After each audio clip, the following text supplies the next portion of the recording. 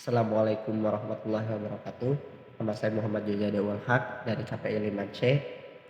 Di sini saya akan menjelaskan surat Al-Hujurat ayat 13 tentang konsep masyarakat. Tugas ini bertujuan untuk menyelesaikan ulangan akhir semester mata kuliah esensi Al-Quran.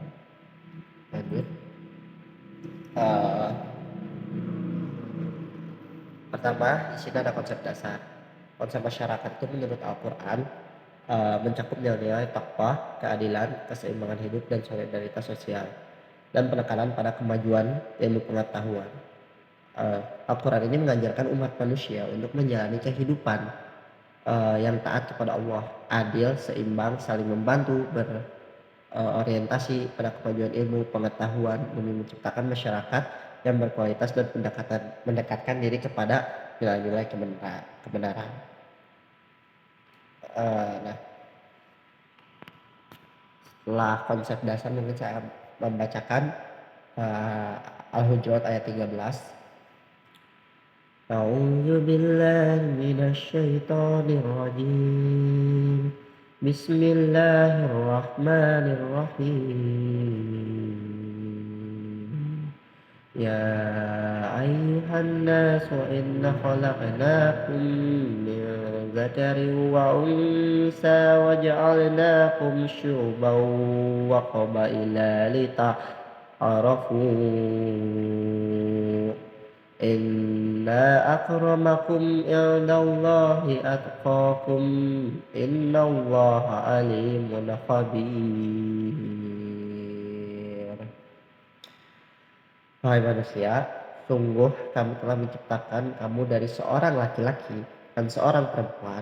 Kemudian kami jadikan kamu berbangsa-bangsa dan bersuku-suku, yakni bermasyarakat, agar kamu saling mengenal. Adalah konsep dari masyarakat itu sendiri sudah disebut dalam ayat 13 surat Al-Hujurat.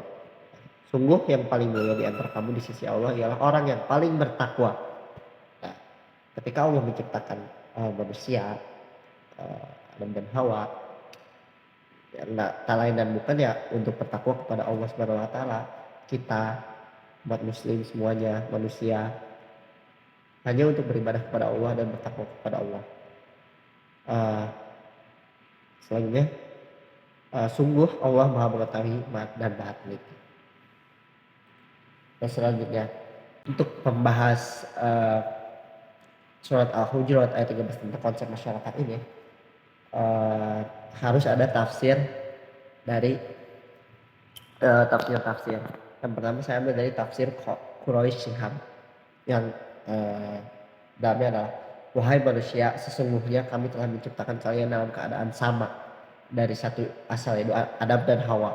Lalu kalian kami jadikan dengan keturunan berbangsa-bangsa dan bersuku-suku supaya kalian saling mengenal dan saling menolong. Sesungguhnya orang yang paling mulia derajatnya ialah di sisi Allah adalah orang yang paling bertakwa di antara kalian. Allah sungguh Maha mengetahui segala sesuatu dan Maha mengenal yang tiada suatu rahasia pun bersembunyi baginya. Lalu ada di tafsir Ibnu Katsir. Nah, Allah Subhanahu Wa Taala itu menceritakan kepada manusia bahwa Dia telah menciptakan mereka dari diri yang satu dan dirinya Allah menciptakan istrinya yaitu Adam dan Hawa. Kemudian Dia menjadikan mereka berbangsa-bangsa. Pengertian bangsa dalam bahasa Arab adalah sya'ud yang artinya lebih besar daripada kabilah. Nah, sesudah kabilah terdapat tingkatan-tingkatan lainnya yang lebih kecil seperti fasail atau asyair, amair, afqad dan lain sebagainya. Nah, menurut suatu pendapat yang dimaksud dengan syu'ub ialah kabilah-kabilah yang non-Arab. Sedangkan yang dimaksud dengan kabilah-kabilah ialah khusus untuk bangsa Arab. Seperti halnya kabilah Bani Israel yang disebut Asbat. Lalu keterangan mengenai hal ini telah kami jabarkan dalam mukadimah terpisah yang sengaja kami himpun di dalam kitab Al-Ashbah karya Abu Umar Ibnu Abdul Bar. Juga dalam mukadimah kitab yang berjudul Al-Qasdu wal Umam fi Ma'rifati Al-Sabil Arab wal Aj'am.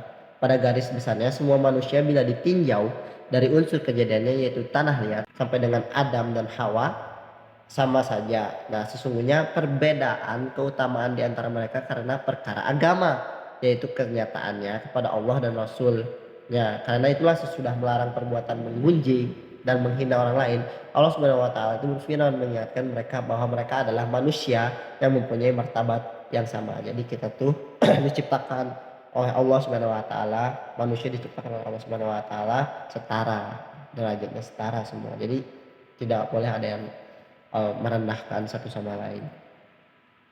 Eh, Setelah tafsir, itu ada kontekstualisasi ayat.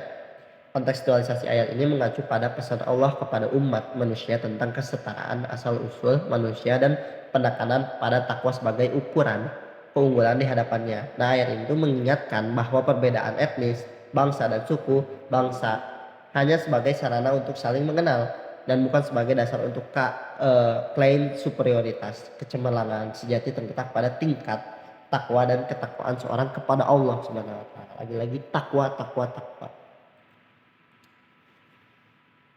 Nah, lalu di sini ada kontekstualisasi ayat lagi.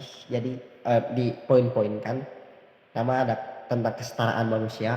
Di penekanan pada penciptaan manusia dari pasangan laki-laki dan perempuan menunjukkan kesetaraan hak dan asal-usul manusia. Lalu pentingnya berbangsa dan bersuku. Tujuan dari perbedaan bangsa dan suku adalah untuk saling mengenal dan memahami keberagaman yang Allah ciptakan. Lalu takwa sebagai ukuran keunggulan. Ayat ini menegaskan bahwa keunggulan seorang di sisi Allah terletak pada tingkat takwa dan ketakwaannya kepadanya. Implikasi kehidupan sehari-hari. Nah, ayat ini tuh harus diimplikasikan pada kehidupan sehari-hari.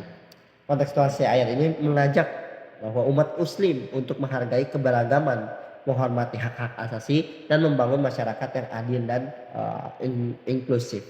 Seperti itu. Mungkin kesimpulannya, jadi ayat Al-Hujurat ayat 13 ini memberikan landasan nilai untuk membangun masyarakat Islam yang berdasarkan persatuan, toleransi dan keadilan dengan takwa sebagai pedoman utama. Seperti itu. Mungkin sekian dari saya. Mohon maaf bila ada salah-salah kata. Assalamualaikum warahmatullahi wabarakatuh.